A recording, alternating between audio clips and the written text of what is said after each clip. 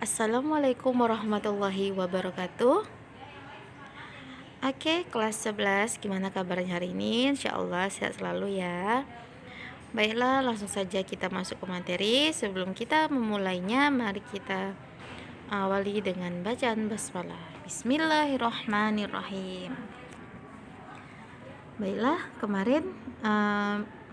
minggu kemarin Ibu sudah bilang kita bakalan masuk materi, yang mana materi kita hari ini yaitu tentang berkarya seni rupa dua dimensi dengan memodifikasi objek.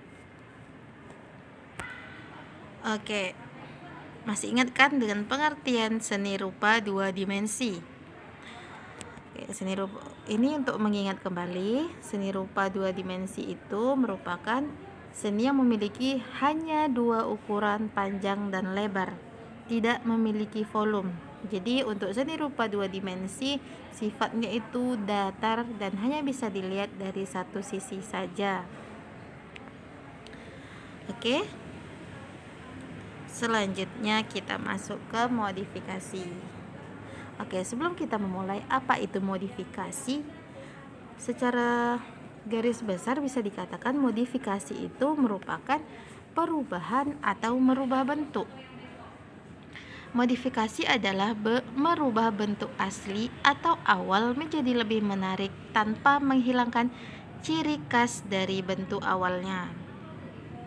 Oke, kalau dari segi tujuan, modifikasi di sini membuat bentuk yang lebih menarik pada bentuk aslinya. Oke, itu ya. Jadi tujuan modifikasi ini memperindah suatu bentuk dari bentuk awal gitu. Jadi walaupun terkadang lebih polos, lebih simpel dari yang bentuk aslinya, tapi itu sifatnya lebih indah. Karena di situ ada perubahan yang membuat itu menjadi sebuah karya. Oke, dia modifikasi. Insya Allah sudah bisa dipahami ya. Baiklah, kita masuk ke teknik modifikasi. Oke, jadi dalam membuat karya modifikasi ini ada teknik-tekniknya, yaitu ada 3: teknik stilasi, teknik deformatif, dan teknik distorsi. Oke, apa aja 3 teknik tersebut? Yang pertama, teknik stilasi. Stilasi adalah teknik mengubah bentuk asli dari sumber atau dengan melihat objek dari berbagai arah dengan pengayaan, dan dapat dibuat menjadi bermacam-macam bentuk baru yang bersifat dekoratif. Namun ciri khas bentuk aslinya masih terlihat.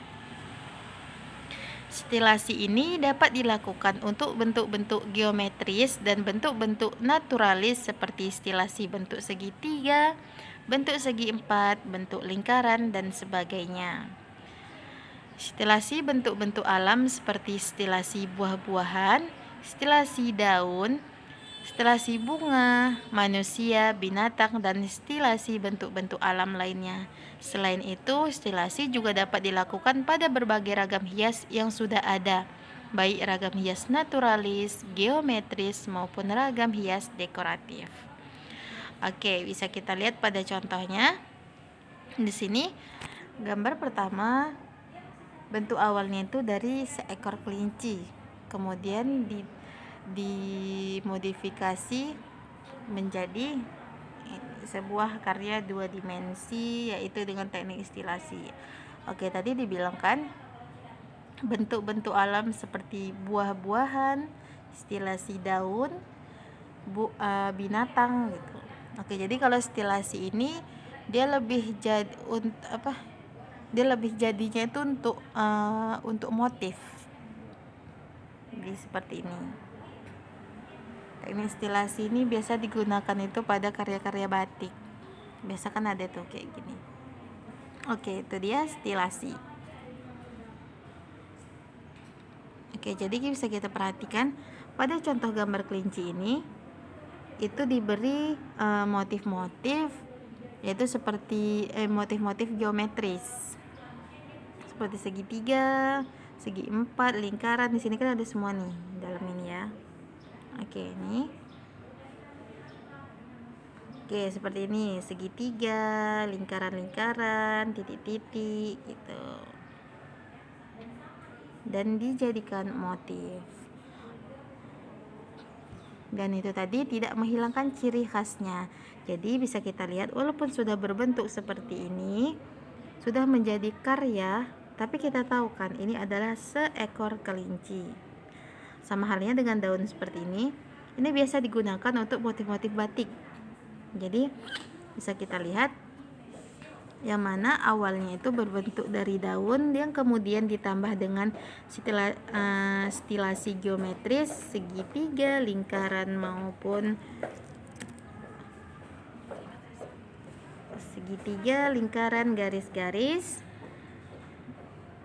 sehingga menjadi sebuah karya. Itu dia teknik stilasi. Oke, jika belum paham bisa ditanyakan ya. Oke, ini dia contoh berikutnya. Nih, contoh-contoh ini untuk masih teknik stilasi. Stilasi daun. Ini daun apa ya? Buat tahu ini daun paku-pakuan. Oke, ini awalnya seperti ini. Setelah distilasikan bisa menghasilkan beberapa bentuk. Nah, lihatlah ini. Yang mana tetap memasukkan unsur-unsur geometris. Sama halnya dengan daun yang satu ini. Kita tahu ini daun, bentuk asli yang tetap terlihat, tapi ditambah dengan motif-motif geometris menjadi lebih cantik dan lebih indah. Oke, jadi sifat modifikasi itu tadi memperindah atau mempercantik suatu bentuk dari bentuk awalnya. Oke, kita masuk ke teknik deformatif.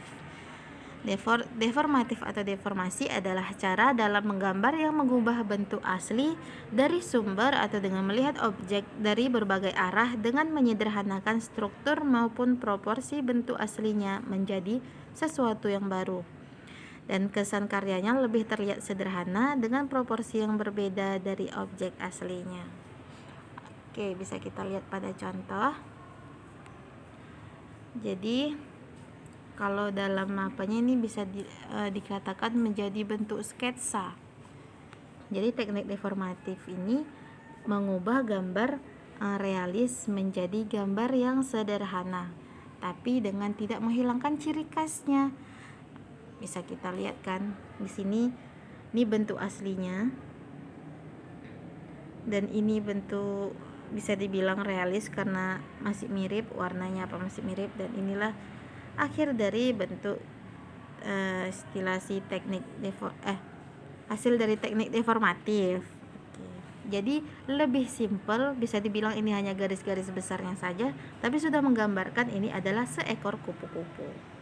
Itu sifat teknik deformatif. Jadi teknik deformatif ini menyederhanakan gambar. Oke, ini berikutnya contoh dari teknik deformatifnya. Hanya sebuah garis-garis tapi sudah bisa menghasilkan gambar seekor ayam dan dengan tidak menghilangkan ciri khasnya. Walaupun tidak realis, tapi kita tetap tahu kan ini ayam dan ini rusa.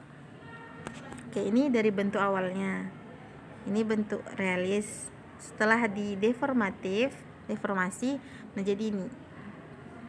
Kan bisa dilihat hanya garis-garis besarnya, tapi sudah bisa melambangkan kalau ini adalah seekor rusa gitu. Sederhana tapi tetap cantik. Oke, selanjutnya masuk ke teknik distorsi. Distorsi adalah cara dalam menggambar dengan mengubah bentuk asli dari sumber atau dengan melihat objek dari berbagai arah dengan melebih-lebihkan struktur dan perubahan bentuk yang digambar, dan mengubah proporsi sehingga menjadi perubahan yang sangat signifikan antara bentuk yang digambar dengan objek aslinya. Oke, jadi teknik distorsi ini lebih ke ilustrasi dengan sifatnya melebih-lebihkan gambar tersebut dari bentuk awalnya. Bisa kita lihat ini seekor rusa yang didistorsikan menjadi seperti ini. Oke, disinilah bisa kita lihat melebih-lebihkannya itu dari bentuknya, matanya yang dibesarkan, bentuknya yang seperti ini gitu. Pokoknya beda dari bentuk awalnya. Dan untuk proporsi di teknik stilasi dan di teknik teknik stilasi dan deformasi tadi, di situ proporsinya itu masih sama. Jadi masih sama dengan bentuk aslinya. Lebih mudah gitu kan. Proporsi ukuran tangan sama kepala apanya itu nyatu, seimbang. Sedangkan di teknik distorsi ini untuk proporsi dibebaskan, tapi dengan syarat tadi tidak menghilangkan ciri khasnya. Jadi walaupun proporsinya sudah diubah, tapi kita tetap tahu kalau itu merupakan apa gitu. Seperti ini kan udah dilebih-lebihkan ini, matanya dibesarkan, bentuk-bentuknya sudah beda gitu kan, tapi kita tetap tahu kalau ini merupakan seekor rusa. Oke, ini lagi berikutnya masih contoh dari teknik distorsi. Oke, seperti ini. Ini kan merupakan gambar yang dilebih-lebihkan. Walaupun kan tidak ada gambar seperti ini, tapi inilah sifat dari teknik distorsi. Melebih-lebihkan dengan boleh mengubah proporsi, tapi di sini proporsi yang digunakan tetap, hanya saja dilebih-lebihkan gambarnya.